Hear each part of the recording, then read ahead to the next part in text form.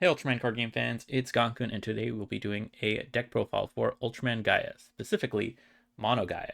Now, this is a deck that we've seen win a couple Galaxy Cups. If you're looking at our meta reports, this one has had some wins, and even though we don't really see it in the United States or even at the Worlds, it's definitely a deck that's worth considering and trying out for yourself. If you've seen our most recent match videos, it's been a lot of fun to play. So, with this take, we have a Gaia with no goals whatsoever. Now, to give credit to where it's due, this specific list, I did get a friend. I'll link his channel in the description below for Dada's Room. A lot of fun to play. And real quick, let's look at the deck profile as a whole. So you'll see here, all Gaias and no ghouls. It's really being able now to lean into like 13 level 1 Gaias, 14 18 level 2s, 14 level 3s, and then a couple scenes. So we'll go through each of the cards and really talk about why we have everything and how they all work together. So if you've watched our videos, this is a really fun deck to play. It just destroys your opponents if they rely on really key triple Rs. With you've seen the Gaia Supreme version being able to bounce that card back to their hand. However, with this compared to Gaia Agul, I feel like it overall solves a lot of the consistency. I've had games with Gaia Agul where no matter what ratios you do, there's games where you just have like one or two random level 2 Aguls or some level 1 Aguls that just don't help you advance your board. Whereas this solves that problem by just cutting them out. Now, you do lose certain utility. You have less card draw. You have fewer bounces, and we'll take that into consideration as we're talking through how this deck works. So let's go through each of these cards. Now, we have our level 1s here. So starting off here, we have 4 level 1 draws. Really typical level 1 draw, reveal 3 cards, and pick your favorite Ultra Hero from them. Now, one thing we'll also note is that this will add cards to the discard. And this will be very important when we get to how we deal with the lack of additional card draws. Then next we have our newest level 1. This is a level 1 from BP07, and this one gets you plus 1,000 for every Gaia you have on the field. And now that we have more Gaias, this is actually even better than when you have Gaia Ghouls. That'd be one less card to give you plus 1,000. If you're playing this on turn 5, this is already a 9k single. And if your opponent's down to the last few cards, sometimes best they can do is a 7k, and 9k is amazing. So pretty solid. You're not going to always get wins from this, but always good to consider. Now our next level 1. Now this one, it's been around for a long time, but with the recent surge of kaiju decks, this card has just gotten even better. It's a 10k against kaijus because it gets a BP grade up when your battle opponent is a kaiju. Now, with all the Mephiles decks, for example, you park one of these in front of a level 2 or level 6 Mephiles, you're always going to win. So it's really fun. And then when you think about all the bouncing this deck does, you could have a 2 on top of this, you remove it, and you're actually potentially even stronger. And being able to catch some easy kaiju wins like this is very important because that's a matchup that can give Gaia a difficulty if you're not able to win those lanes. And lastly, we do have one more level 1. This one really could be almost any level 1. It is just extra 1 to get us to 13.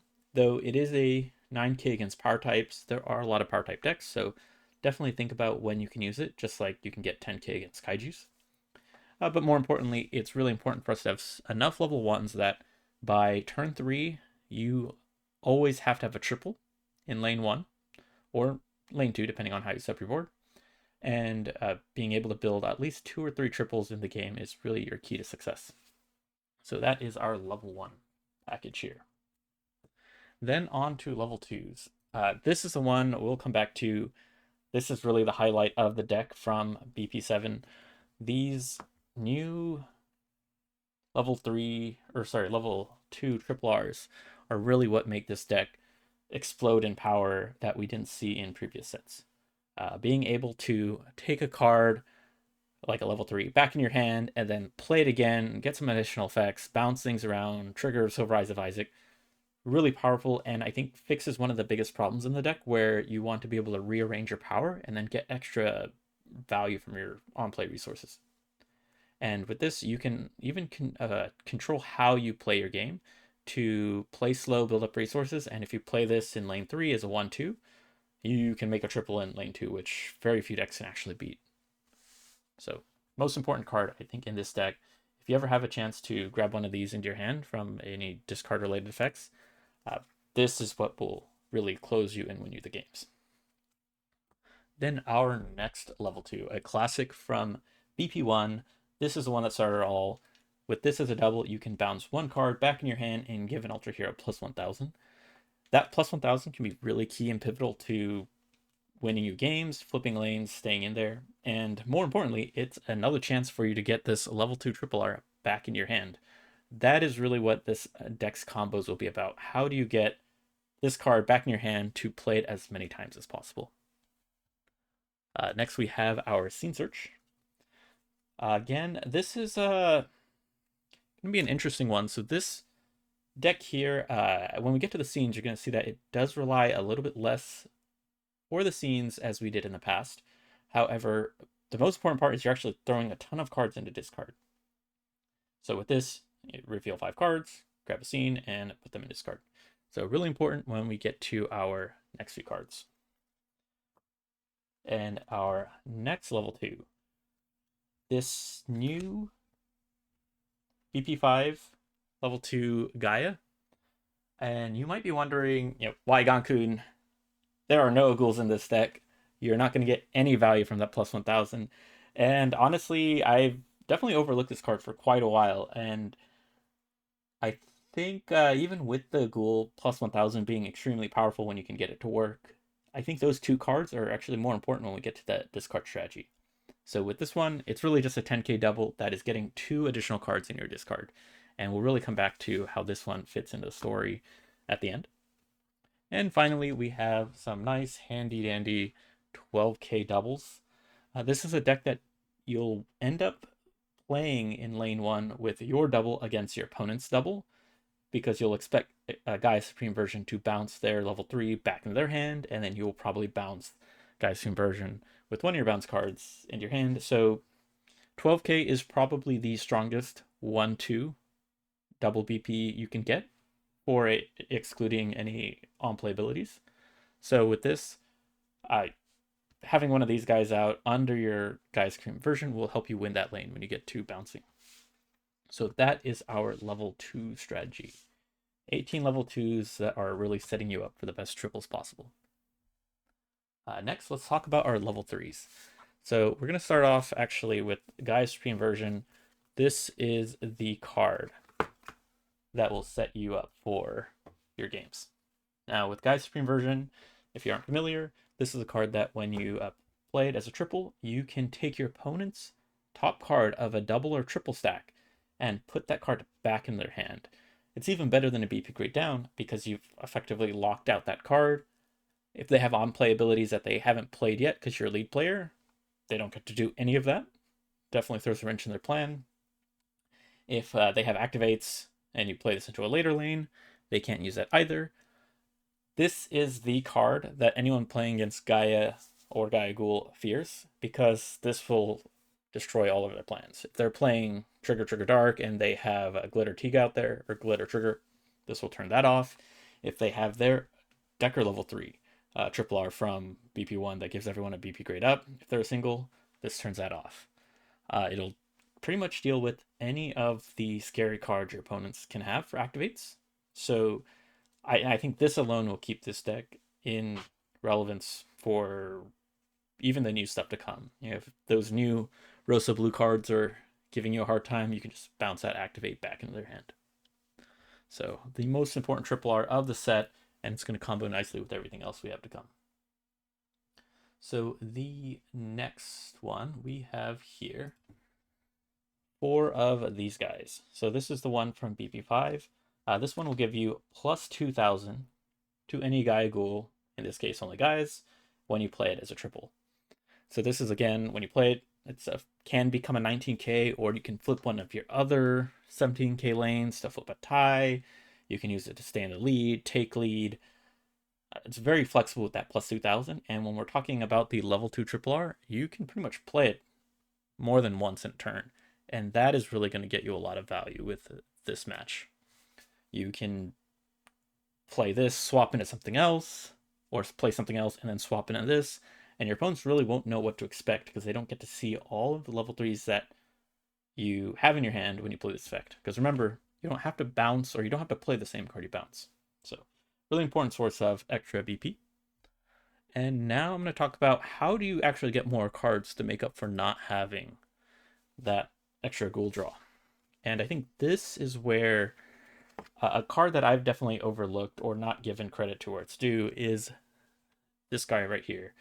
The level 3 card from BP2 that lets you bounce. So I've got the promo versions here, but essentially when you play this as a double, you can take the top card of one of your Gaia Aguls, double or triple stack at least, and put it back in your hand, and then you can take a Gaia Agul from your discard into your hand. So when you play this guy, you're basically getting a card draw instead of from the deck. You're picking it from your discard. So now we're talking about all those cards that give you extra discard value. Now each of these guys are going to give you a lot of options to pick from. So I think what's more important than being able to take an extra card from deck is being able to pick a card from discard. It's what made the Mebius level 2 double R so good. If there's a card you need, for example, your favorite level 2 triple R or your favorite level 3 triple R, and you just don't have that and that's the only piece you're missing, you can get into your hand as long as you've milled a good number of cards. Honestly, if you're playing a scene search and a level 1 draw, that's already about 7 cards in your discard.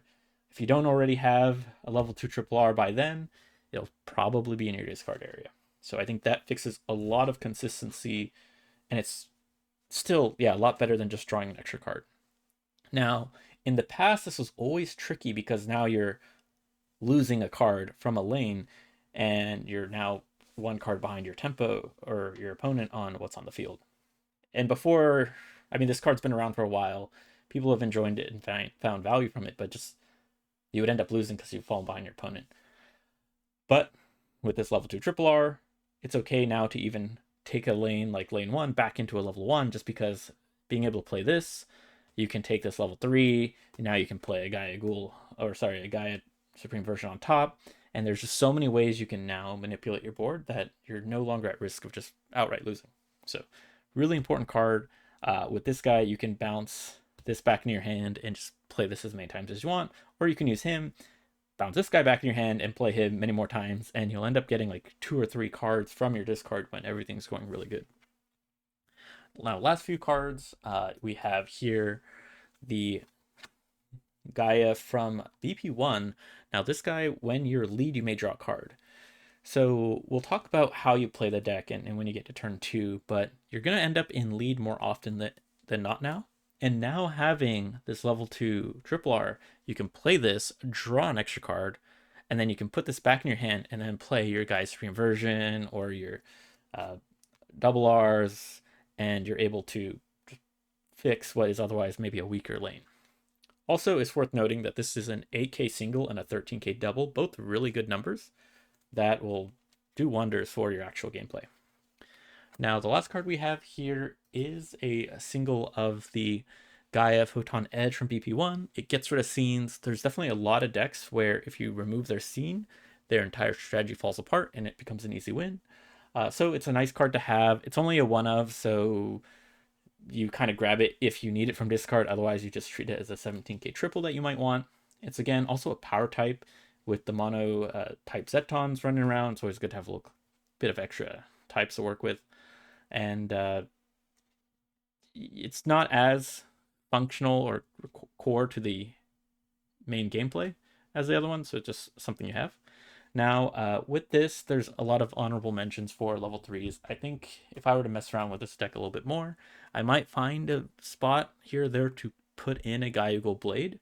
Again, when we talk about the scenes and the gameplay, this does not rely on bounces as much as Gaia Agul decks do, so you don't need the bounce as much. However, it's always nice to have a BP grade up. Being able to just throw down a 17K in a new lane is really strong. So maybe I could consider swapping the Gaia Love here for a Gaia Agul Blade. Maybe one of these guys. But I think these are pretty core, so I would not really touch these maybe just moving around a couple cards between these three for some additional utility based on what you expect to go against. So this is now pretty much the Gaia setup. And now we have 5 cards left, and we'll just talk about what is there to work with. So just like always, we have our Silver Eyes of Isaac. These are 3 cards, or 2 cards that you want with your sorry, oh, just realized, oh, there it is. Okay, yeah, Silver Eyes of Isaac. So with this card, when you do a BP grade down, or sorry, when you bounce a card, you can do a BP grade down as an activate. This is a great card to close on. If you have this on the field and you're really bouncing cards with your triple Rs, your opponent's gonna have a hard time. You can use this to keep lead, even if you have a weaker lane in front. You can use it to close the game, weaken their strongest lanes, and it's a really strong card to have on the field. But we're not going to rely on it compared to other Gaia Agul decks. It gets a little tricky. Gaia Agul is not going to be the best deck at taking lead, so if you're trying to rely on this scene for the win, you're going to have a hard time. Though if you're both playing slow and you just get some early leads and you happen to have this in your hand, a lot you can do with it. And now the other card we haven't really talked about is a Hero Appears. So this is another one that you don't really, I haven't really considered much previously. With this one, you have pretty much your level 1 that, or round 1 scene that when you have a Gaia, you may reveal the top 3 cards from your deck and return them to the top of your deck in any order. Now, with this one, it's really just a consistency play. If you're taking lead off the dice roll and you and your opponent are both playing level 1s, then you'll end up typically with lead going into turn 2. And with this, you can play this, you can look at the top 3 cards. If one of these guys are going to be on top, you kind of want to set them there. That way you get them available right away, and you can get it sooner. And really, you want to have this stuff going into your turn 3. So really just round 3 scenes. It's a lot easier to play one of these off of turn 2 than it might be to play this later on in the game. So I think it's worth, like, you could consider swapping this, such that maybe you run 3 Silver Eyes of Isaac and 2 Hero Appears. A lot of it is just kind of fine-tuning based on your own strategy. But this is the core setup of the deck. So now let's talk about how do you actually play this thing.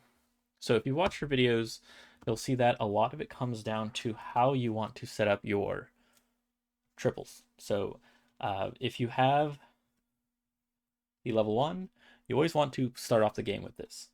This is what you're going to want to play lane 1, get some extra draw. This deck is going to be building a lot of triples, so it's very important to really make sure you're drawing cards. And we're really going to want to be setting ourselves up for spamming the level 2 triple R. So with this, we will play this turn 1. If you don't have this turn 1, I would consider playing just any level 1, or if you happen to just have it, like, you could just play 1-2 and go for like an early lead in lane 1. With this, then based on what your hand, if you have the scene, you could play the scene. But on turn 2, now if you don't have any source of draw, but you have a setup like this, you can actually play this guy lane 2, or turn 2, lane 1, and you'll get an extra draw, because usually a 1-2 double early in the game will get you lead. Now turn 2 is where you have a couple options. Depending on maybe the matchup and how your hand's looking, you could play another level 1 draw, and then this will eventually build to a triple, and you'll just keep drawing cards, and you'll be set up for, you know, spamming a bunch of these guys. However, if you don't have a level 1 draw, but you have a source of discard, whether it's this guy, the level 1 draw, the scene search, a really strong turn 2 play is actually going to be this bounce Gaia. So you can play something like a scene search or any level 2, and you play this. And by this point, this is your key turn 2 strategy when you don't have a bunch of level 1 draws. Now, assuming you have a bunch of cards in your discard, if you have a triple R there, or you have one of these, then it's really worth doing this. Now, if you're able to play like a scene search here, you could end up having 7 cards in your discard, and if you don't have these guys already, you definitely want to consider this option. Now with this, you can play him, and it's safe to bounce this back into your hand. Now, if we didn't have this triple R, I think this would typically be a bad idea, where now this lane is very likely going to lose in turn 3. If your opponent sees this and they have any way of beating 12k, you're going to be in trouble here. And then Gaia Agul typically is not going to have enough power to play something here by itself and win this lane, especially against like Kaiju decks or Tiga decks or some things with a lot of BP grade ups. However, with the new triple R, you can now do something like this, where you play this in lane 1. And if you have any level 3 in your hand, or you have this one, for example, you can put this back in your hand. And now you have a really strong triple in lane 1, which will guarantee you pretty much can't lose on turn 3. Alternatively, if you have something like this, you can also play this as your turn 3 setup. With this, you are pretty much going to have a really great game. You can take this back in your hand, and you can play this, bounce that into your opponent's hand. You can take this, put this back in your hand, and then you have a couple options. Now, you could do this and bounce both cards into your hand, but this typically won't win you the game outright unless your opponent was stuck with like a level 1 here. And then you'd be having a 1-2 against their 1-2. Typically, again, that's not enough to win. But based on the matchup, you might want to look out for combos like this, where you take this from your hand, and then you play this twice. Now, you can end up with a 17k here that's winning, and this would be a 9,000. This could be an 11, and that might be enough to win, or maybe you do it this way, where this is 17k, maybe play against a 1-2 that didn't level up, and then you have a 9k, 11k, sometimes that's enough to win, just to keep an eye out with these numbers. Or what I really just end up doing is I'll play this, bounce that card back, maybe something I really don't want them to do, or maybe I'll bounce this one, that way I keep lead, and then off the second triple R, I'll end up playing this one. With this, then I'll put this back in my hand, I'll get another card from discard, and now I'll be going into a really strong turn 4. So this is the track where you don't have 2 triples in your first 2 lanes, but you still have a lot of utility with your draw.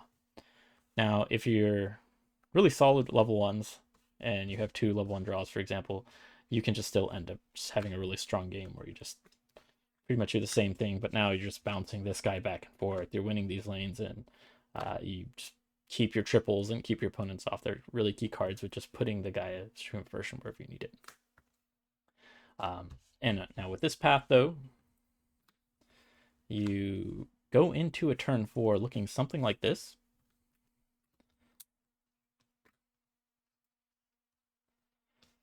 And I think with this, by this point, you've drawn a couple of additional extra cards. You have an extra triple R in your hand, and now you're really going for the kill at this point. So you probably have like your Gaia Supreme version that you bounce back in your hand, and you're thinking about what you're drawing from your discard. So it's not uncommon where you're able to play one of these, the lane 1, and play again another one of these. And hopefully you could do something like you let's see, and if you have just any given vanilla level 2, you could probably play something like this, where you put this back in your hand, play this, bounce that card back for a win there, put this in your hand, play this, and hopefully if this is enough to win, or you bounce that, or you have this guy, you're pretty close to winning 3 lanes. And if you manage to ever play Silver Eyes of Isaac at any point in this time, you're probably going to have 3 lanes where this would win, this could be a BP grade down, and you're in a good setup. So that's kind of how you play this deck. You're really looking at how you maximize the values of this between bouncing cards, using this to draw some extra cards, get the pieces you need, and keep the bounces going. I think with this, very few decks have a good answer to dealing with the Gaia Supreme version. You have Silver Eyes of Isaac for additional support, and without having ghouls in the deck, you have a lot more reliability with just getting Gaias when you need them. Any level 1 Gaia here could have been a level 1 Agul that just wouldn't let you do this extra bounce. So here's the deck for a Mono Gaia. Let us know what you think. I'll probably continue playing this in a couple more match videos just because it's by far the most fun I've had playing Gaia Agul with just not getting weird bricks. So this probably solves the biggest issues I've had with Agul. So play this. Let us know what you think. Watch the match videos. I think some of these combos are a little tricky. If you pay attention, there's definitely cases where I've missed games where I could have won sooner just because I missed a unique combination of how you execute this just to win the game. Anyways, hope you enjoyed the video. Let us know what you think, and see you in the next one.